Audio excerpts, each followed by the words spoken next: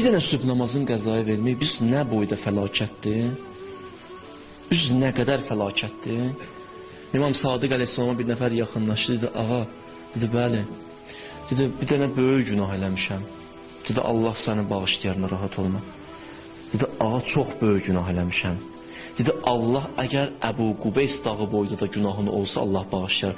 Əbu Qubeys dağı Ərəbistanda bir dənə dağdır, böyük dağdır. Dedi, o boyda da günahın olsa, Allah bağışlayar. Dedi, ağa, ondan da böyük günah eləmişəm. Dedi, nə günah eləmişsən? Dedi, filan günah. İmam Sadiq bir sənə cavab verdi ona. Dedi, mən qorxdum, sən deyəcəksən, sübh namazın qəzaya vermişəm. Sən sübh namazın qəzaya verməmişsən, böyük deyil o qədər də. Ondan sonra İmam Sadiq qayıtdı axır zamanda, yəni bu dönəmlərdə insanlar o qədər ruzu problemi yaşayacaq, ona görə ki, namazlarına diqqət eləmirlər, namazların qəzaya verilir.